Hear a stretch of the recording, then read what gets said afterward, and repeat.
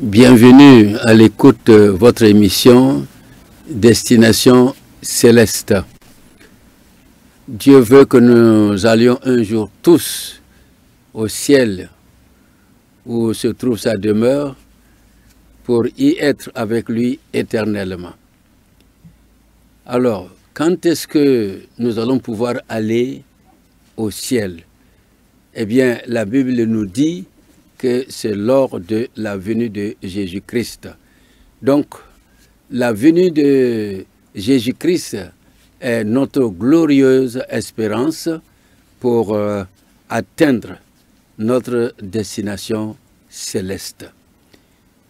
Une question que vous pouvez vous poser est celle de savoir quand Jésus va-t-il venir?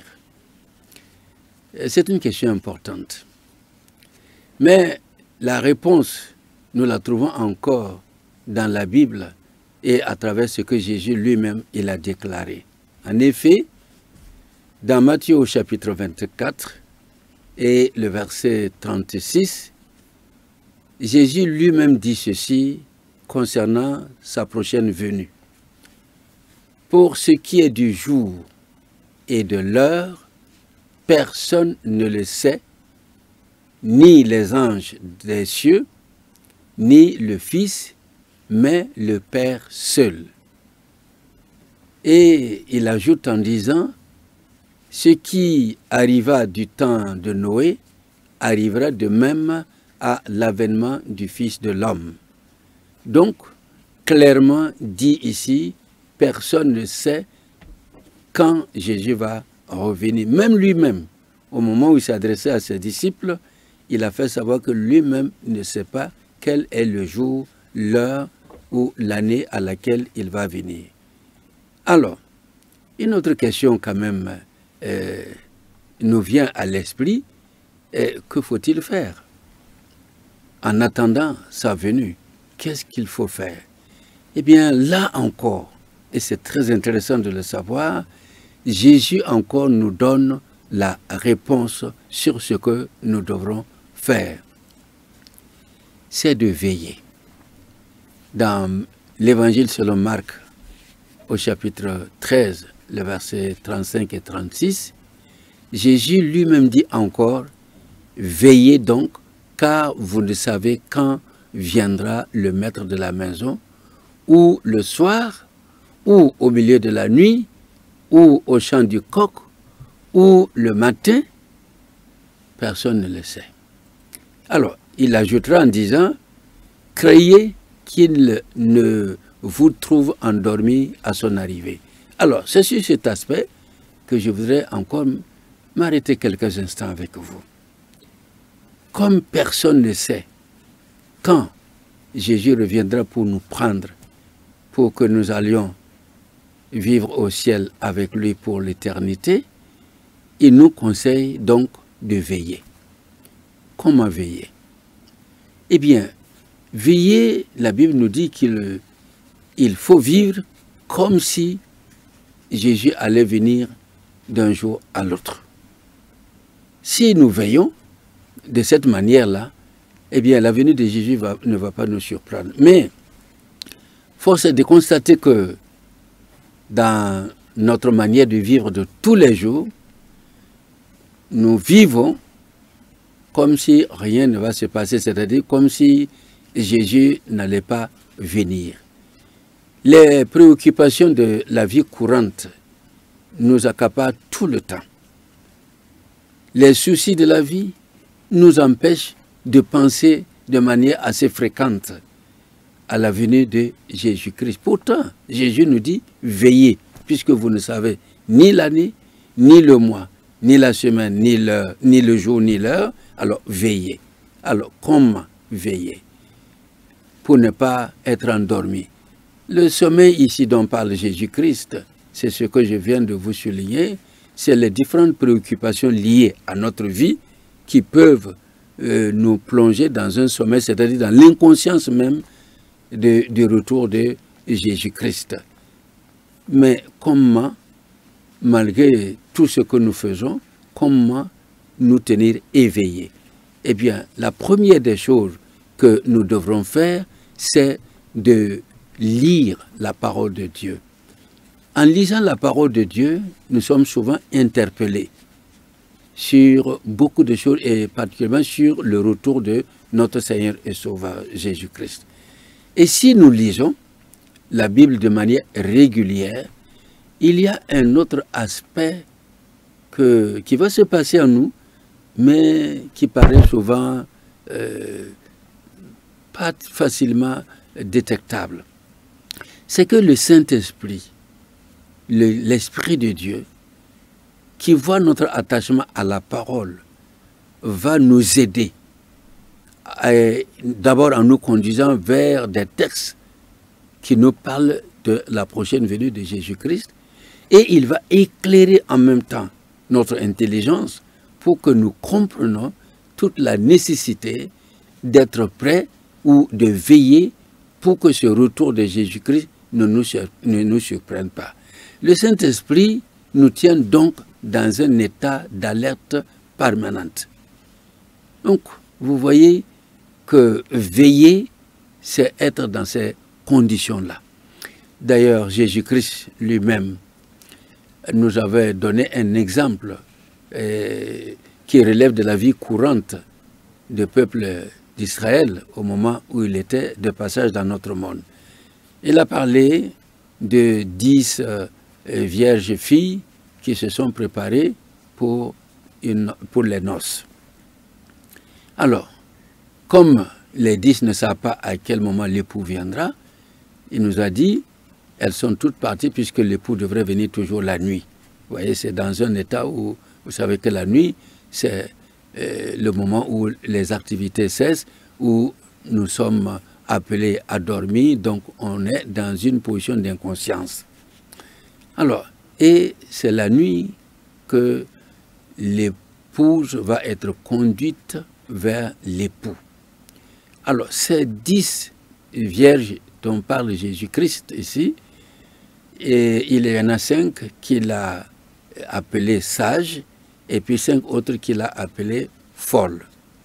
Alors, la sagesse des 5 consistait en ce que elles ont pris suffisamment d'huile dans leur lampe, mais elles en ont aussi emporté dans des bidons, parce qu'elles ne savent pas à quelle heure viendra l'époux. Donc leur sagesse consistait à faire le plein de leur lampe d'abord, et ensuite avoir de la réserve, parce qu'elles ne savent pas quand l'époux va venir.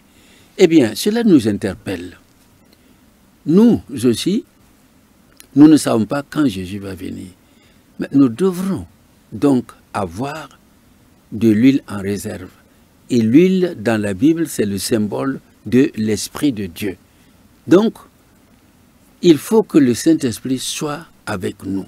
C'est pour cette raison, chers téléspectateurs, nous avons le devoir de permettre au Saint-Esprit de demeurer en nous comme Jésus-Christ l'a dit, et c'est lui qui va nous aider à rester dans cet état de veille. C'est lui qui va nous éclairer sur la venue de Jésus-Christ, c'est lui qui va nous rendre sensibles sur la nécessité d'être dans cet état de veille et attendre, puisque nous ne savons pas quand. C'est le Saint-Esprit qui va beaucoup œuvrer dans notre vie pour nous préparer. Force est de reconnaître que dans notre vie de chaque jour, nous ne faisons pas attention à cela. Nous vivons comme si Jésus ne va pas venir. On n'est pas conscient. On attend seulement à l'église lors d'une prédication ou d'un enseignement biblique d'être interpellé. C'est bien, mais cela n'est pas suffisant. L'état de veille, c'est un état permanent.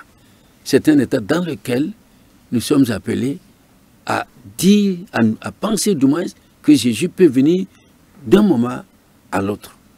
Et dans cet état, le Saint-Esprit nous aide, il nous guide et il nous donne les bonnes attitudes à tenir.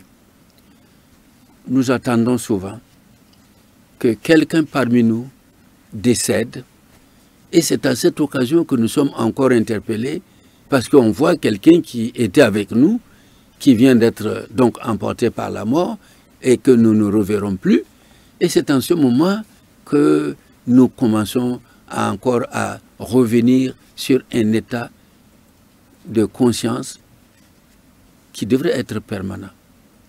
L'état de conscience qui consiste à comprendre qu'un jour, nous pouvons aussi partir comme la personne qui vient de partir et que nous pleurons et pour laquelle nous sommes venus assister aux obsèques. Mais n'attendons pas seulement ce moment de deuil pour nous laisser interpeller. C'est vrai que cela nous interpelle, c'est bien, mais nous pouvons rester dans un état permanent de veille quant au retour de Jésus-Christ et avec la parole de Dieu, avec le Saint-Esprit à l'appui. Nous pouvons également veiller par nos prières que nous adressons à Dieu. Parce que, comme je l'ai dit, l'assurance du retour de Jésus-Christ nous remplit le cœur de joie, de paix, parce que nous savons que s'il vient, nous serons enlevés avec lui. Donc, la vie et tous ces problèmes que nous connaissons sur la terre n'existeront plus pour nous. Donc, les souffrances, les péchés et autres n'existeront plus pour nous. Toutes ces choses auront passé. Alors, chers téléspectateurs, voyez, n'attendez pas. N'attendez pas les moments douloureux de deuil pour seulement nous laisser interpeller. Mais laissons-nous être interpellés par la lecture quotidienne de la parole de Dieu, par le Saint-Esprit qui est en nous et par aussi les prières que nous adressons à Dieu, parce que nous attendons le retour de Jésus-Christ pour finir avec notre monde de souffrance, monde de terreur, monde de la mort, etc. Donc, vous voyez, le vrai chrétien, c'est celui qui attend le retour de son Seigneur et Sauveur Jésus-Christ. C'est celui donc qui veille sur sa vie de chaque jour pour ne pas être surpris. Jésus a dit dans le texte que nous avons lu que au temps de Noé, il y en avait qui étaient inconscients quant à la destruction du monde annoncée par Noé lui-même. Il y en a même qui se moquaient de lui. Il y en a qui disaient, penses-tu Noé, que Dieu qui est si bon là, va-t-il détruire le monde comme tu l'as dit? Oh non. Donc chacun continuait sa vie comme il le voulait et personne n'était conscient jusqu'au jour où la chose est arrivée. C'est ce qui va arriver aussi à notre temps. Le retour de Jésus sera subitement, ça va nous surprendre subitement, ça va nous étonner, parce que c'est d'un clin d'œil que cela va arriver. Maintenant, s'il se trouve que nous veillons par une méditation quotidienne de la parole de Dieu, et par l'action puissante du Saint-Esprit en nous, et par nos prières, c'est sûr que nous ne serons pas surpris. Au contraire, nous serons bien préparés pour attendre. Alors, vous allez me dire même, comment veiller? Jésus dit, encore là dans Matthieu chapitre 24, à partir du verset 42 jusqu'au verset 44, tenez-vous prêts, car le Fils de l'homme viendra à l'heure où vous n'y penserez pas. Ça, c'est Jésus lui-même qui l'a dit. Tenez-vous prêts. Se tenir prêt, c'est ce que je viens de vous dire, c'est d'abord être conscient que Jésus va revenir et nous prendre pour que nous finissions avec la vie de ce monde. Et le jour de l'enlèvement de Jésus-Christ, il était avec ses disciples. Et quand il s'est mis à s'envoler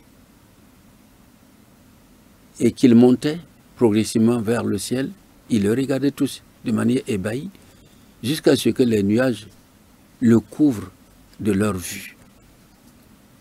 Et là, dans leur état, ils ne savaient que faire Que dit? Mais ils étaient quand même très déçus du fait que Jésus partait et les laissait seuls. Mais un ange leur a dit ceci: pourquoi vous restez là, étonnés, ébahis, à regarder encore dans les nuages ce Jésus qui était avec vous, qui vous a instruit, qui vous a laissé sa parole et qui vous a promis le Saint-Esprit pour vous aider, pour vous consoler, pour vous guider. Ce même Jésus-là, il reviendra de la même manière que vous le voyez partir. Donc, un jour viendra où les cieux s'ouvriront et Jésus descendra des cieux pour prendre maintenant les élus. Est-ce que vous ferez partie de ces élus? Eh bien, oui, vous pouvez faire partie de ces élus si toutefois vous veillez sur votre vie.